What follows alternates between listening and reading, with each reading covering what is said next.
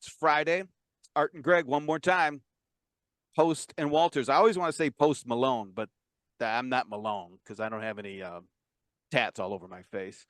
It is, what is it, June 28th. Yes. Ooh, the heart of the summer, right? Now we're into it. Week before the 4th. Yeah, that's right. Good. Quick update, I guess. The world keeps chugging. I think there still is a pause in business in general, not just in our little niche, but all over the world right now. And if I think back to all the elections I've been witness to, there is usually a pause before an election, no matter who's running, whatever the situation is, just to wait and see, and then no matter who wins, it bumps up because now we know. So, we'll see how that goes. But what does that do for us? I don't know. I don't think there's been any big consolidation this week. I didn't hear any, you have to correct me if I did or if I missed something, Art. But I'd say we're just on glide path until the fall. And I got some questions though to you today, Art, about what to do when there's like a quote unquote slump of sorts. What are you seeing, Art? What's yours? Oh, and we've got a special guest. I'll let Monte introduce himself real quick. But Art, what are you seeing? And then bump it over to Monte. I actually came off a pretty good second quarter. Above quota. Excellent. Had 15 orders for June, 4 orders in the last day of the month. We close our month early, so we close on the 23rd, but because of the weekend, we moved it to the 24th. So four orders on the last day. Wow, good job. Yeah, I probably ended up finishing, I don't know percentages, 135 for the end of the second quarter. It's not bad. It wasn't easy. It's pretty good, yeah. But I don't think anything comes easy anymore. Yeah, that's true. Absolutely true. We'll kick it over to Monty. Yeah, so Monty, tell me quickly about yourself. Well, I'm out here in the West Coast. I'm by San Francisco and been doing this for 30 years now. Ow, yeah. Started my career at Icon, moved to a Canon dealership that was an independent dealership. They got bought by Canon, and I left immediately and came to another independent dealership. I've been working for Kia Sarah now for 15 years. And I started this company, CC Scan, on the side about 15 years ago. That is a software scanning tool that connects to the cloud. So that's being here in the San Francisco Bay Area. I get the opportunity to interact with lots of cloud companies like Box and Salesforce and Dropbox, and but there might be a little niche there that I could slide into, and it seems to have worked out pretty well.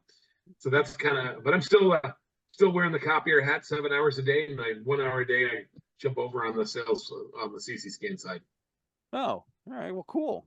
Good to have you. I think we've had you thanks. before. Yeah. And then San Francisco, there's all sorts of cool stories associated with that area, especially right now, right? I mean, wow. All right. Excellent.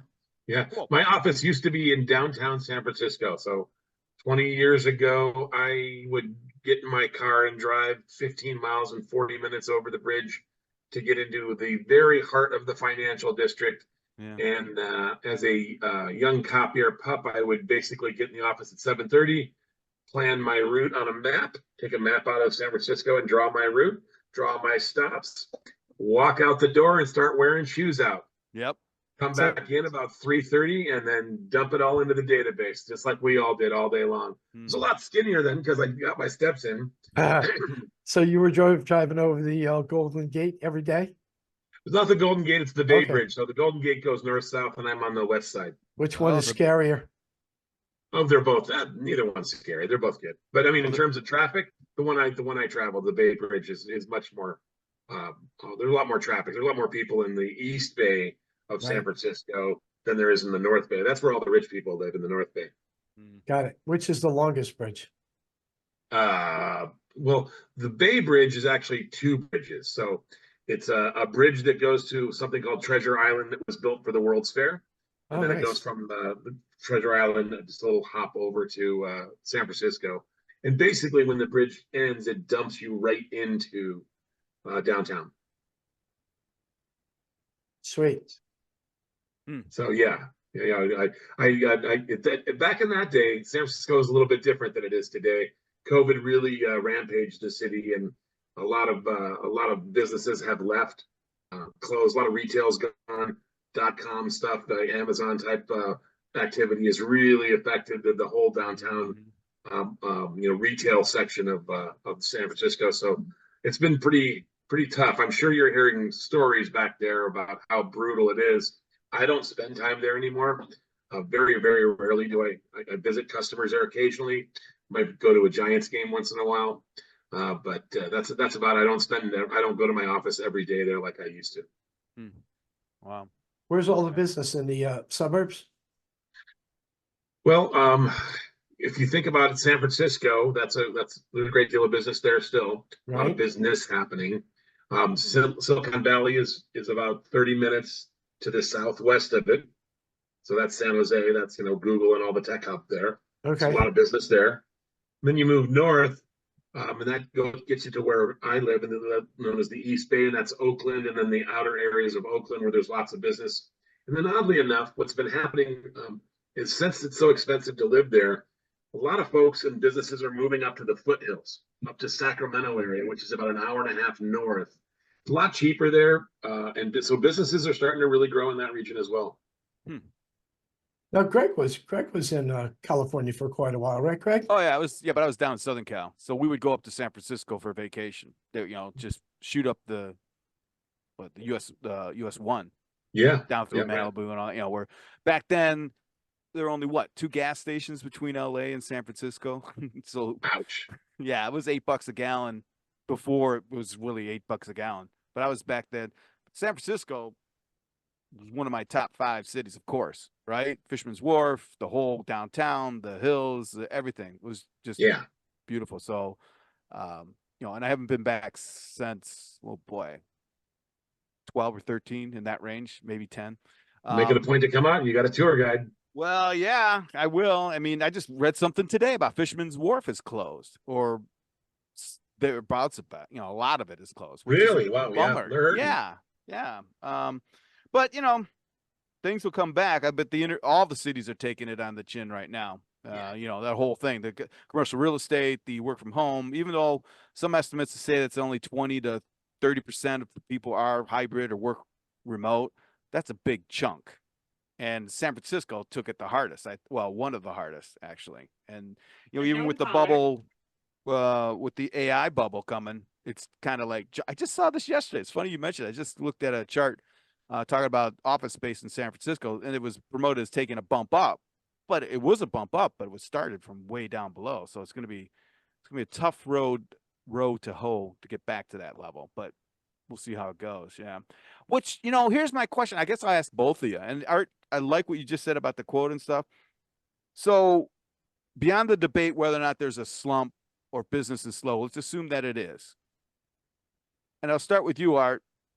What would your advice be to a rep 3 to 5 years in, right? Kind of new, maybe, but when these things start happening, when things start to slow down, what do? Do you triple down on the effort, or what's your world look like, Art, when things start to slow down? What do you do? You got to triple down on the effort and do more prospecting. Comes down to that. I mean, it's no time to be a slacker. I mean, especially if things are bad, and if you're slack, they're only going to get worse.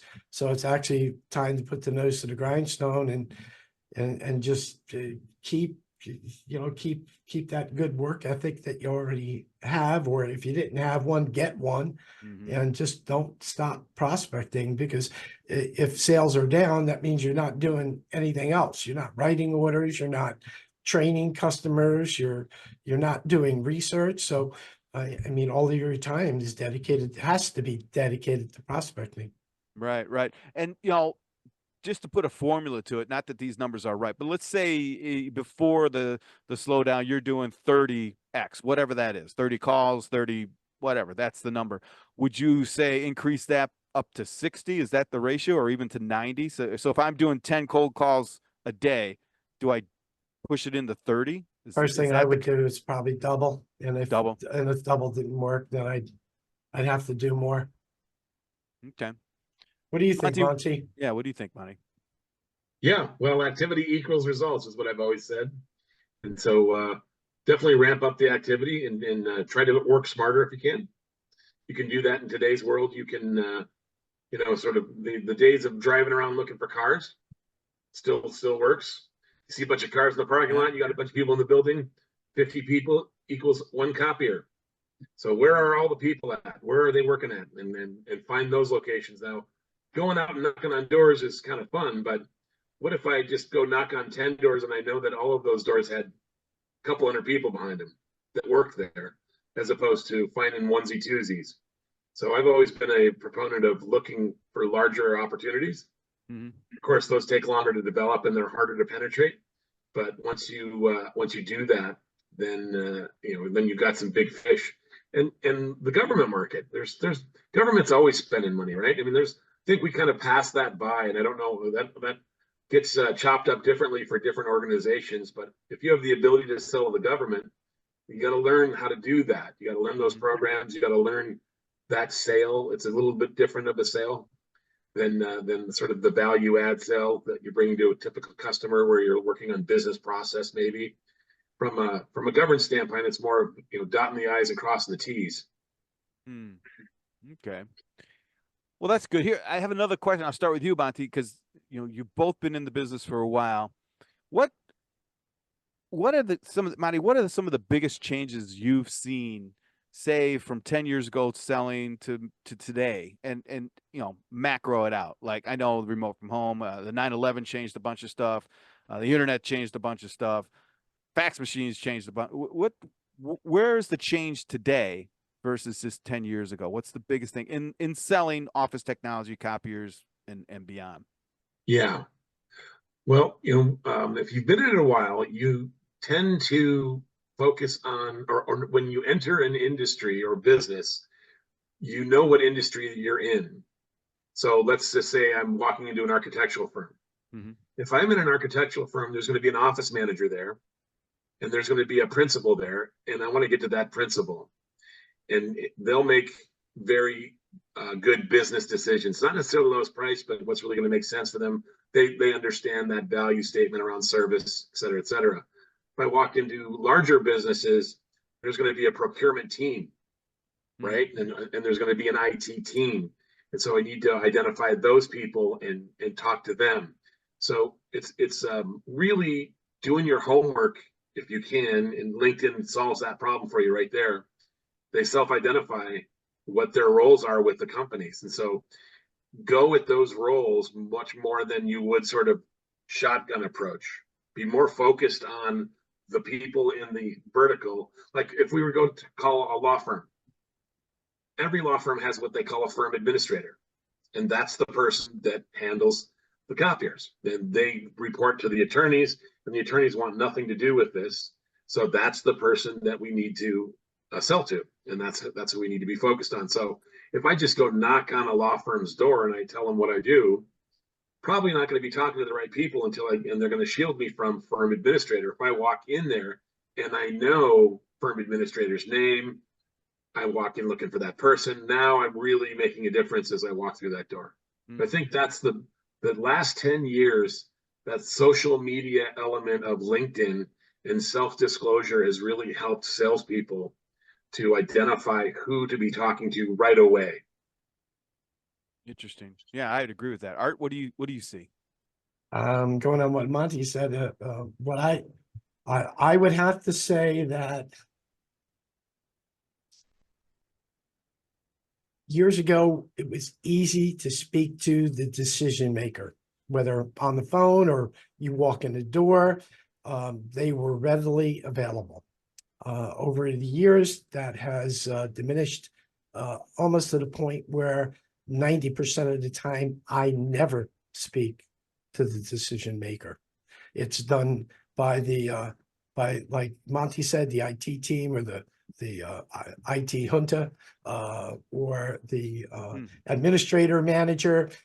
They gather all that information. They do the research. They do the legwork. And then they just bring their thoughts up to the DM. I mean, Okay. even today I had a wide format lead come across. The wide format lead came across two of my sources. It's the same company. One came from Kip and one came from my website.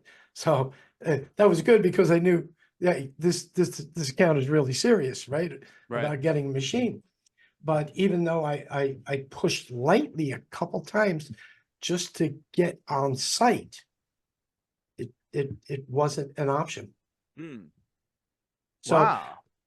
so that's again what Monty said, not being able to get through to the decision maker, dealing with a team of IT professionals or an administrator. That's more the flavor of the day nowadays. So would you guys say it's more of a complex sale than in the past? I'm trying to pull More that of out a, or more not. of a patient sale, right, Monty? Okay. Yeah, it's a different sell, right? If I'm Okay. talking to the decision maker, I'm creating a value statement around my products and services and trying to differentiate myself between my competitors. If I'm talking to an influencer, I'm trying to educate them as to how to sell Yes. me in front of the decision maker. Yep. Right. And so and at the same time, I want to make sure I assure influencer I got his or her back. And I'm not going away. I'm here long term. We're in this together. That's the connection that I'm trying to make there, right? Mhm. So that's the sale that that's happening there, which is a different sale. And selling money is very different than conversational money. And I'm sure it's the same with you, Art and Greg. Yeah. So when I'm talking with prospects, I don't talk as much, not nearly at all.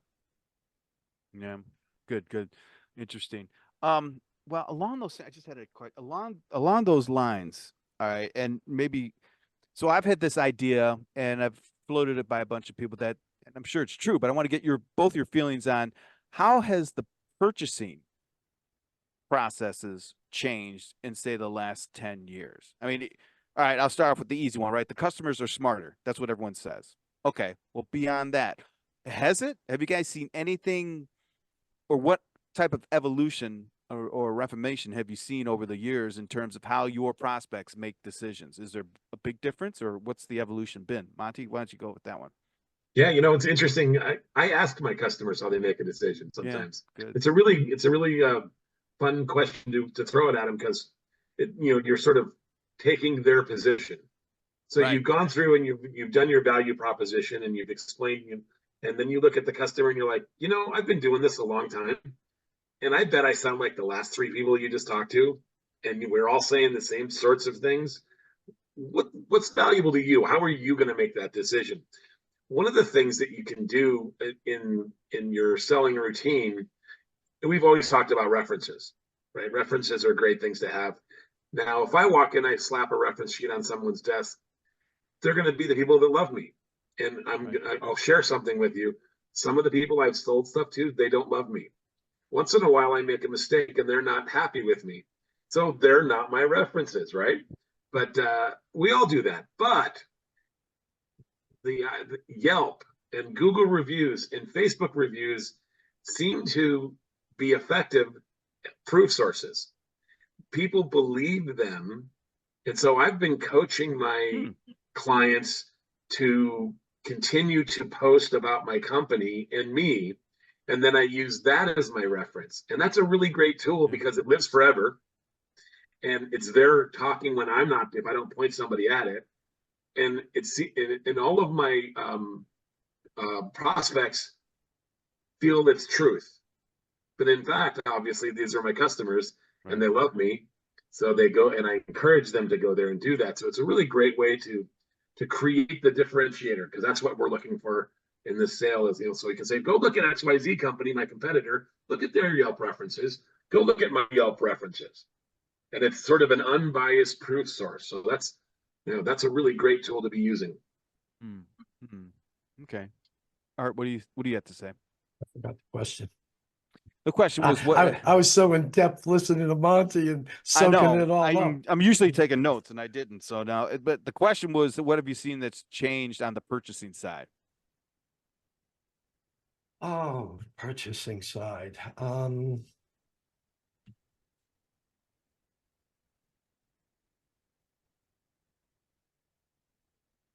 I don't think much. Hmm. I don't think Hmm. much has changed. I Okay. mean, Okay. it's, if you're in, this could go back to the previous question. It depends on who you're dealing with. If you're dealing with the IT team, if you're dealing with the administrator, or if you're dealing with the business owner. I can tell you a short story. I was in the other day to an account, and they had a wide format machine. They were at the last 3 months of their lease. Their payments were almost $400 a month, right? And I got a notification come across that I think it was about 2 weeks prior to the meeting, that the client had requested a purchase price from the leasing company. Okay. As Monte knows, that's usually the kiss of death when that happens. And I'm Yeah. like, okay, how am I going to swing this? What am I going to do when I go in? What am I going to talk about? Blah, blah, blah, trying to figure it out in my head, because it's not going to be like, okay, well, you're paying X amount. You don't have a maintenance agreement. You've got some risk involved because your machine's getting older. You could have a heavy hit for a cash layout if your machine needs a major PM. So I was ready for all of that, right? And I walk in, both professional engineering company, right, Monty? Sure. So the principals are right there, both of them. And they go, "Hey, all right, it's lease time, right?" I go, "Yes, it is." And he goes, "Well, what do you got for us?" And I said, "Well, I was thinking, you've got the copy machine. You really haven't done a lot of copies on it, and you've got the wide format machine. Why don't you just keep the copy machine and just get another wide format machine, because you don't have a maintenance agreement on that, and you're going to need, probably within another 40,000 square feet, you're going to need a major PM." And they understand what a major PM means. It means lots of money. And I go, with that, without the copier in it, I could save you $40 a month. The next answer was write it up. And now you created a sale in about 2 years, right? Correct. When that copier goes south in 2 years, Correct. you're so you can flip flop back and forth. Whereas in the olden days, we would just show up and go, "It's time for the new stuff," and they would go, "Great." Yep. Yep. Hmm. So it's. Hmm. I don't think there's anything new in sales. That's what I was going to say. It doesn't sound like it. I mean, both your talk tracks could have been the same 10 years ago. Seriously, what you just told me. I mean, there's a little bit of difference. That 10 years ago. I could have done it 10 years ago, but it very rarely came up. Okay. In fact, I rarely refied anything. You just automatic, boom, new lease. The machine was exhausted. Right. It's time to replace it. Its useful life has come to an end after X number of years, call it 3, 4, or 5.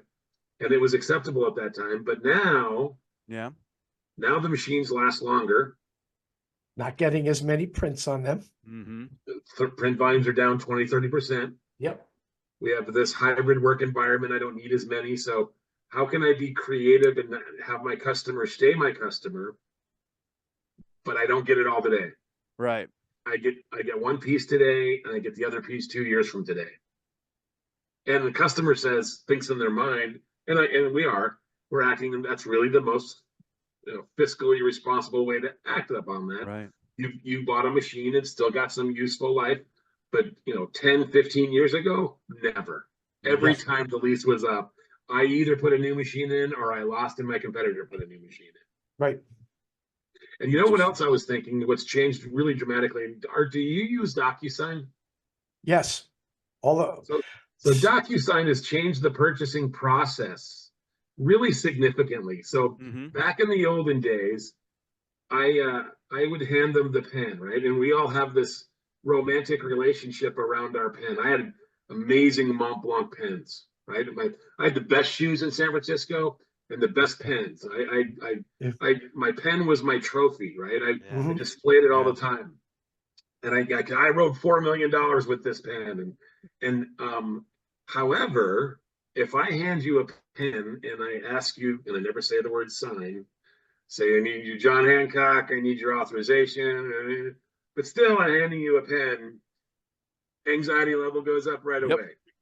I got to start reading stuff. I got to get in. My mommy told me I have to read this, and so. But with DocuSign, I'm clicking my mouse. That's interesting. I'm getting Yeah. stuff done.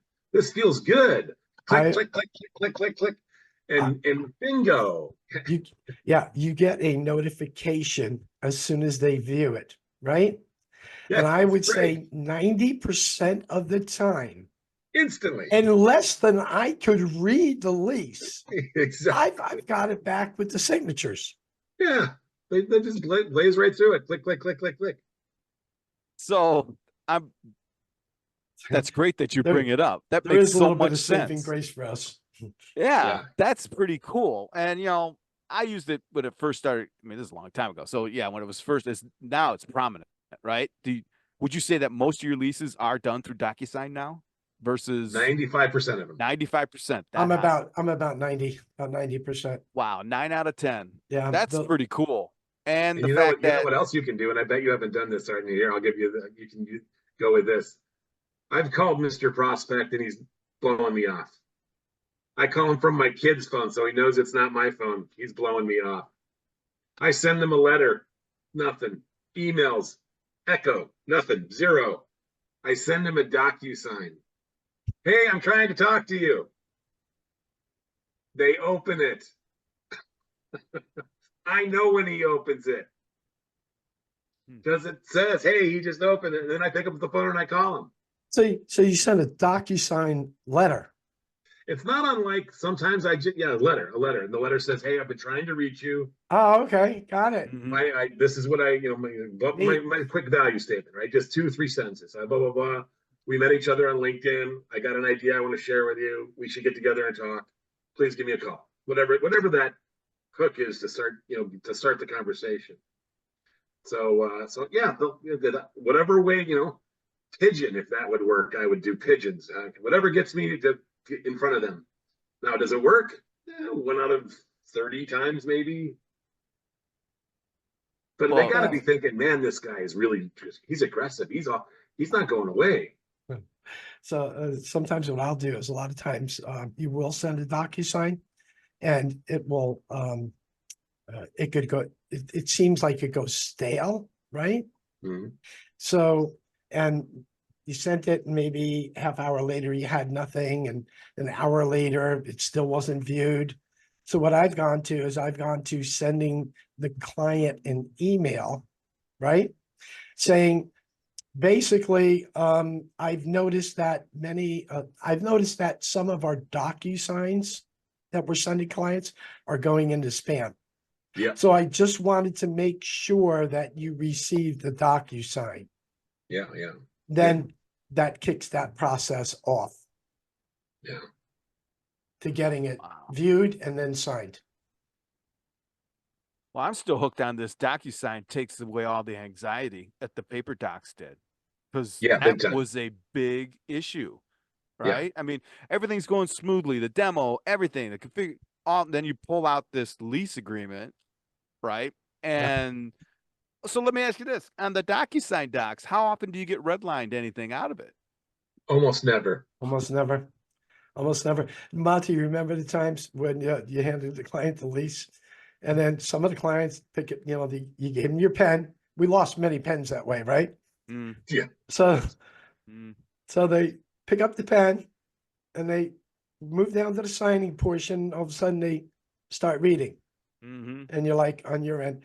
So the anxiety all of a sudden goes up on the salesperson's end as much as it's going up on the client's end. And then they get to page 1, and years ago there was page 1, there was page 2. They'd go over to page 2, and then the anxiety would go higher, and then all of a sudden you'd get some of those oddball questions on the lease. Correct, Monty?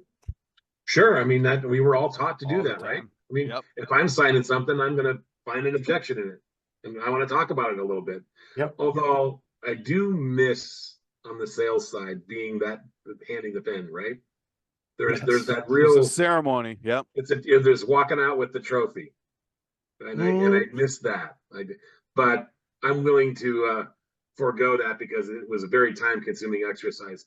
I signed a $500,000 deal once, and I handed the pen to the guy, and he said, "I should probably read this, huh?" And I said, "Nah, they're all the same." He said, "Yeah, you're right," and he signed it without reading it. but nowadays, and you know, you would have to go to their office, be dressed nice, walk in, do your pleasantries, meet the other person, then go in the office, the whole pageantry of it all, and then go through the whole exercise. And you know the golden rule of once you hand them the pen, right?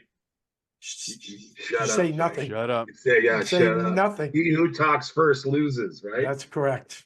That's So I correct. used to go through and I would, in my mind, to keep myself busy, I would review the Oakland A's starting rotation in my head because I needed to do something. So I'd be going to Hudson, Mulder, Zito's pitching tomorrow. Mhm. Yeah, and go through that over and over again until prospect went forward with the signature and talked. And even in the discussion process, when you gave him the close, right? Oh, sure. When even the trial closes, you were taught to shut up and wait until they spoke. Yeah. Right. That could be another level of anxiety waiting for the client to speak, and you're not going to speak, and it's like a little Mexican standoff there. It Yeah. is. Usually, well, what I remember is that hopefully he on the other side, or he or she, didn't know that was up, right? They just were reviewing. So, Oh, yeah. No. they didn't know that, if I talk or if he talks or whatever, that stuff. No. What I used to, and this is all the way back to selling uniforms, was, okay, I got to have legal look at this. Jesus. Something you pull out early on, right? And Yeah. how many times did you guys used to go, had to memorize, not memorize, but learn how to read upside down? I mean, there were plenty. I mean, maybe you guys never had it, but reviewing the lease or the document with the customer. Yeah. It's like, okay, here we go. And talk about a ceremony. Yeah. If you knew your lease and knew everything inside and out, knew everyone else's, Yeah. right? I mean, You had to learn how to read upside down, yeah, because if you were in a client's office pitching a copy machine, most likely that DM saw 2 or 3 other reps. yeah. And believe it or not, the paperwork was on the desk, the quote Oh, or the proposal. And you learned real quick how to read upside down. Yeah, I know that. Gosh, wow. Yeah, That's so I been- think that DocuSign thing really does. That's probably the That's- most dramatic change in purchasing. I think that's a really good point. Thank you for bringing that up. No one else has ever shared that, right? I've asked plenty of people, and it makes so much sense. And what I love about it is it makes so much sense that we don't even think about it anymore. It's like, boom, yeah, there it is. That's what everyone does. Yeah, and I feel bad for the people that didn't ever have to go through that red line and get it to legal and read it over and turn over all the objections that came up just from reviewing that dang lease or whatever it was, right? And then, oh my gosh, how about, yeah, I would line things out. It's okay, I got to get it approved and bring it back, and then now I have to renegotiate with your manager, and they're gonna, send it. It was terrible, absolutely terrible. But it was part of the process, right?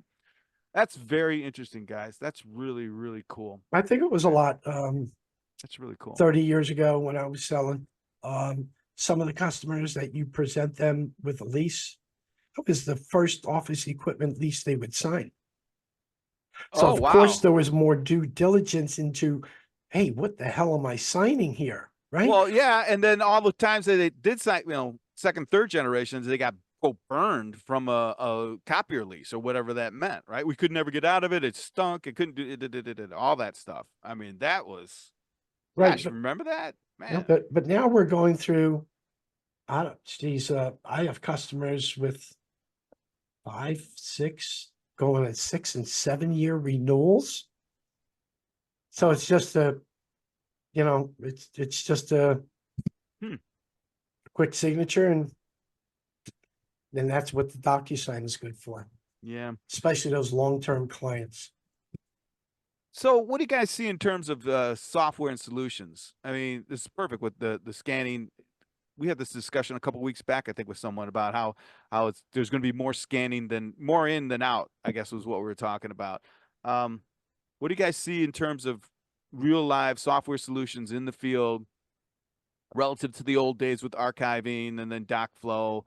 Is it I don't want this to sound wrong, but is it simple scanning into just folders still? Is that what's happening out there? And then how are your prospects more open to that than they once were?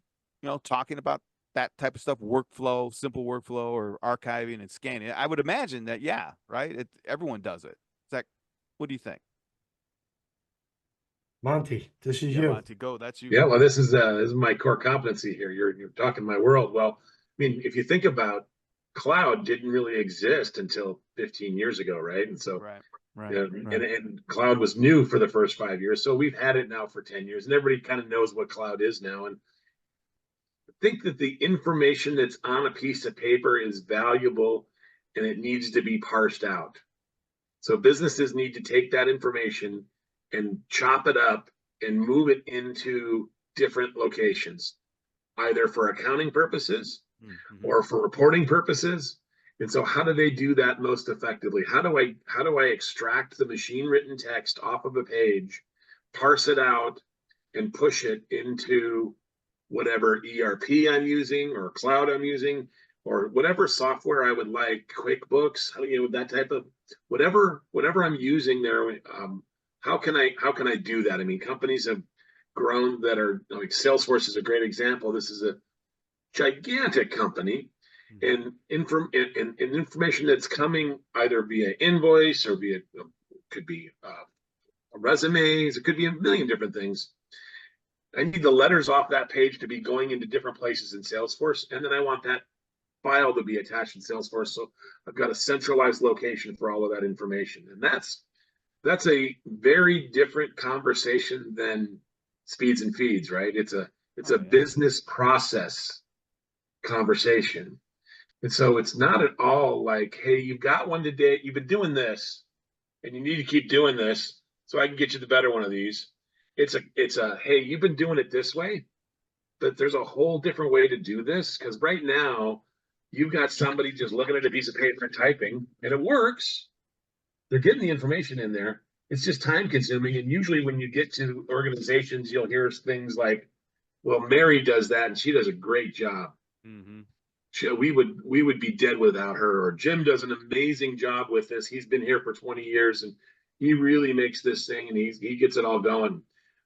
But 2024, and there's other ways to do things now. And how might I leverage technology? And we get looked to because we're the on-ramp, right? We have the doc feeder. We convinced everybody to use our copiers as scanners. Yep. So good on us, because it's really not the right tool to use.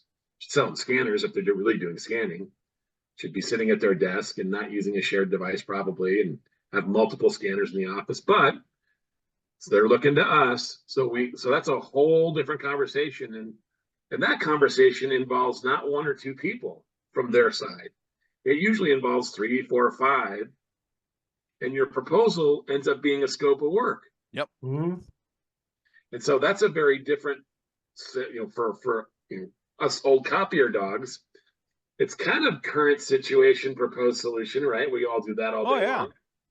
But it's current situation of what's going on in the business process, proposed solution of how I think we can change that business process to be more efficient.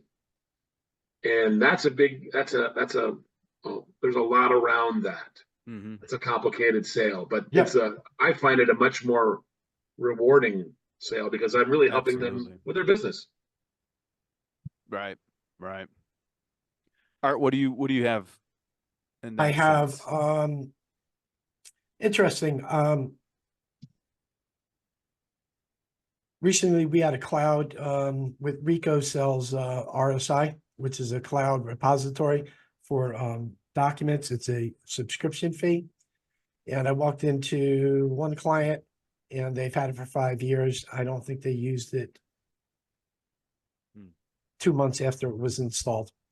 Another one, I walked in that we sold the RSI to, and they were still using it and didn't want to be without it.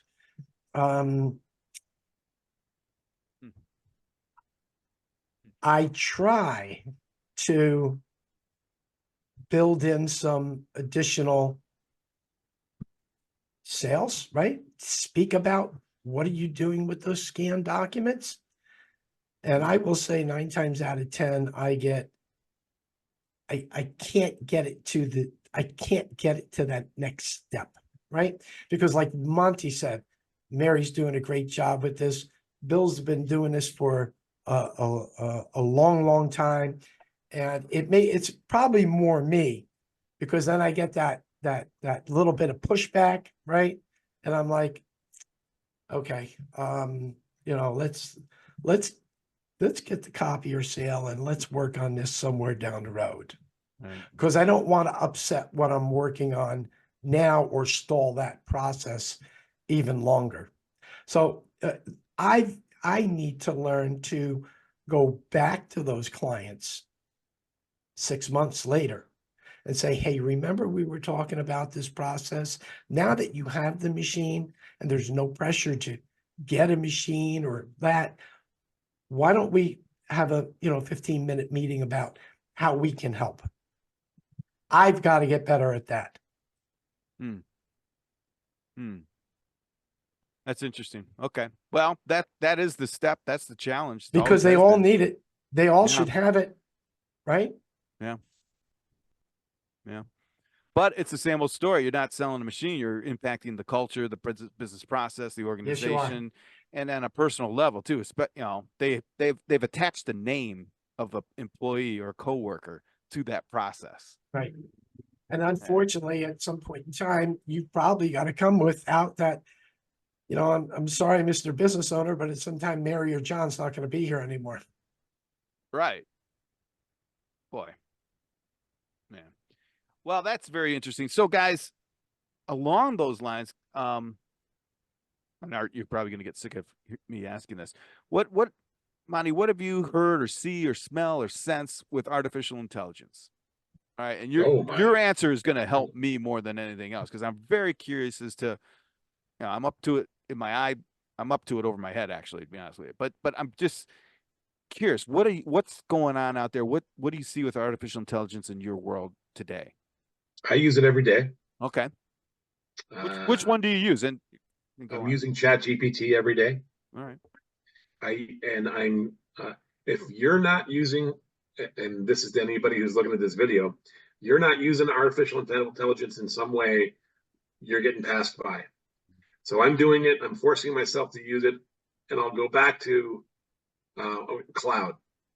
When cloud came out, we all kind of wandered around and scratched our heads and said cloud, and it was sort of this, we really didn't get it for a while. And really all cloud is somebody else's computers, right? It's all just a server farm somewhere, and that's all it really is. But the cloud was really more of a business process, is what they were kind of trying to allude us to. And so now when you talk to businesses, I spoke with one this morning, and they said, we don't install any software locally. We do everything in the cloud.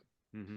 And that's how the IT infrastructure is continuing to move for any number of reasons. And AI, in my opinion, is the most mankind influential technology. It will change mankind more than anything probably since fire.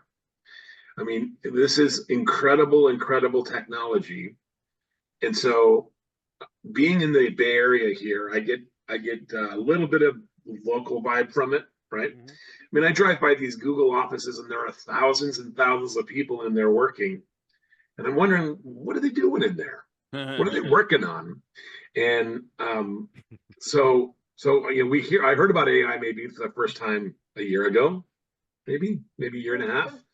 Kind of started dipping my toe in it, and I played with some things and looked at them in my garden yesterday, and my lemon tree is not looking good. So I shot a picture of it and I said, "What's wrong with this?" And I sent it to ChatGPT and it told me what was wrong with it. I don't Google anything anymore. I ChatGPT it. How much does it, look, I'll look at this is me earlier today. How much does a Xerox XW110 scanner, because it's my competitor, and it's a high performance scanner that sells for $4,395 to $4,495. The scanner's design gives me all the specs, the speeds and feeds, where I can buy it at. It's got a USB 3.1 Gen 1 on. I mean, instantly everything I wanted to know is right there. Yep. Now, if I Google that, I have 47 websites I need to wade through to figure that out. Yep. And I am told the answer. I just have a question. How do I cook brownies? Right there. It's just, what a great, that's exactly what when Google came out, that's kind of how I was thinking about it. And it's sort of evolved. And so now we're going back to this. So I have a friend of mine that wants to start a business. I asked it to write a business plan in that industry, and it did in 10 seconds. Yeah, it's crazy. I mean, think about the medical world. Doctors go to school so that they can learn all of this stuff. And then they need to keep learning stuff while they're doctors so they can stay up to date with stuff. I just enter my symptoms into this, and I'm a doctor. It's amazing, amazing. You want to draw a picture of a cat flying over the moon with a Ricoh copier on it? Bingo. My marketing person, get out. I got what I need right here. It's really, really, really, really cool. I mean, it's so now when I talk to people and when I first learned about it, we all thought, oh, this is evil. People are going to plagiarize and students are never going to learn anymore. And sure, all that's going to happen. But if you can use the tool to accomplish your objectives, wow, what amazing. And I think they're just showing us a little bit right now. Those guys in the Google building, they got the real stuff. Yeah. Yeah, the Google guys do, the ChatGPT guys do, OpenAI, MS is all over it. Yeah. So, Monte, I'll ask you this question before probably Greg does. Have you been speaking to any of your accounts if they're using AI yet? Yeah, I have. Some of them are. And how about the principles of my business? Are we using it? Yeah. Now, sales in our industry, it's been traditional that our salespeople are almost self-sufficient in every way. Yep. Yeah. We need to do marketing. We need to do prospecting. We need to learn how to sell. We need to be a product expert. We got it all. Yep. Troubleshoot. And so that's not the way that most businesses run. Most businesses have a marketing team that does that. Most businesses have a product, a support team that does that. Our industry is very unique like that. So this lends itself to us, absolutely. But yeah, absolutely. Yeah, and I don't ask them enough. I need to start asking them more about how they're using it. What are they? And I'm having conversations with them from a philosophical standpoint of, what do you think? I mean, are you scared that the robots are going to take over and that kind of thing? Yeah. Well, that's where it's at right now, and it'll be at that level for a long time. You talked about fire and how you're right. This thing impacts every facet. There's no separation between B2B, B2C, between the corporation and the worker and your personal life. Like what you just said, the lemon tree versus the proposal versus, my supply chain. How can I help? How can this help me with my supply chain based on and boom, there it is. So I haven't done this one yet, but I'm about to do it. I'm about to. So if I hand you an RFP, you instantly went, oh, there goes a couple of hours. Days. Oh my! I got to wade through this thing and with tooth and. What if I just took 20 RFPs that you've completed and I jammed them into ChatGPT and said, read these and learn. And I took my unfilled out RFP and I said, fill this out for me. I bet it does. Yep. And now all I need to do is go check it out, make sure it was right. I go through, this isn't right. I'd fix this one thing. Have you ever used it to send an email? Oh yeah. All the time. Boy, it's way better than my emails. Oh, absolutely. It makes me look so smart. which is fine. And then, yeah, it's great. You know, so back to, I fed it spreadsheets of costs along, you know, I think it was 3.5, whenever we could put, maybe it was 4.0. No, I don't think it was 4.0. It was one of the versions, but you could actually have it access your spreadsheets first and then go out on the internet. So for Yeah. costs and all sorts of things. And then I took a picture of a desk. Art, I probably shared this with you, so bear with me. I took a picture of a desk, right? And said, tell me about it. It told me the printer. It told me, you know, the mouse is a gaming mouse. The keyboard is brand new. Blah, blah, blah. That's what assumptions can you make? Well, this person is a worker, blah, boom, boom, boom, boom, from one picture.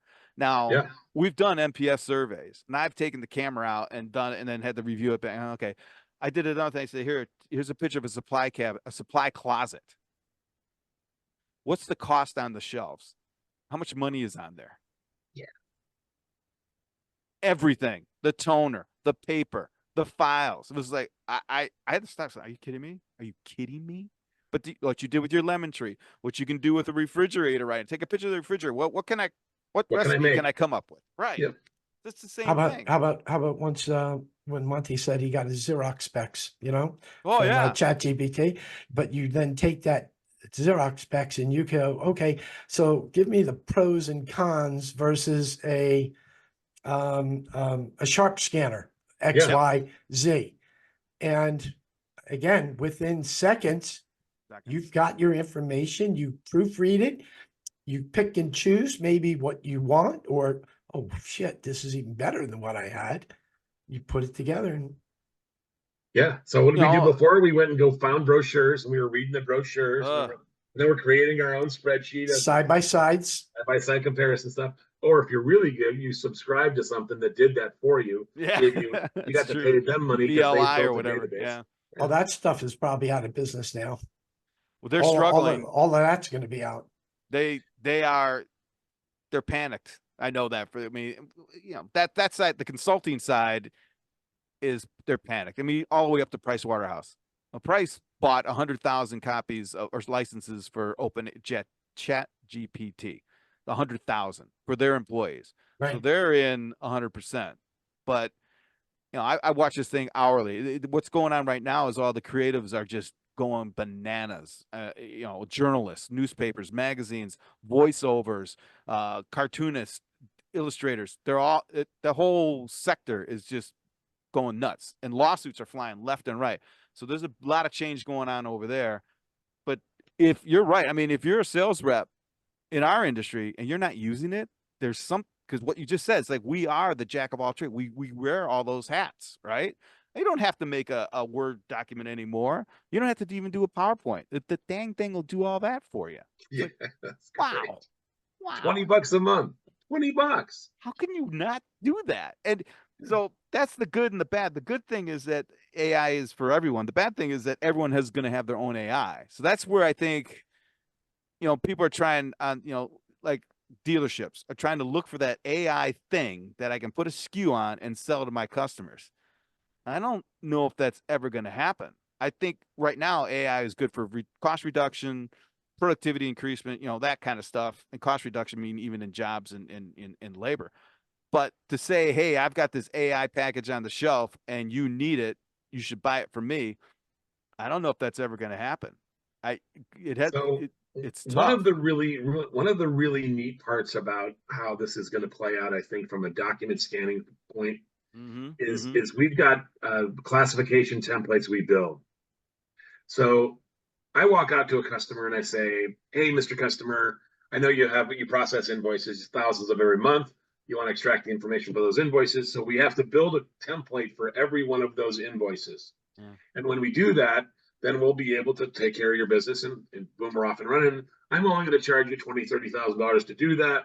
And we're off and running. Well, now the software companies are smart enough. They say, when we build the classification for Joe's Garage, we're going to put it up in the cloud. And anybody else who's doing business with Joe's Garage can just grab that. It's already built.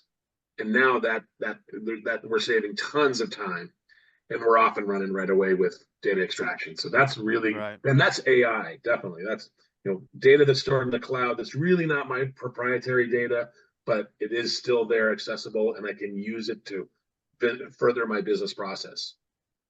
Yeah, just one little example. I mean, so I'm glad I brought that up. But Yeah, yeah, it's Eminem, pretty cool. really good to hear that you use. I mean, I use it every single day, all of them actually. I like chat, and I've gone through where I cut them all off. It's like, I'm not going to use them anymore. Yeah, it's all right. Hey, Just to, speaking about cutoff, we are coming up to the witching hour. 2 minutes. Yep. Yeah. So I want to thank Monte for jumping on. Monte, this has been an excellent, excellent chat, excellent information. And, we're glad you can share it on our site.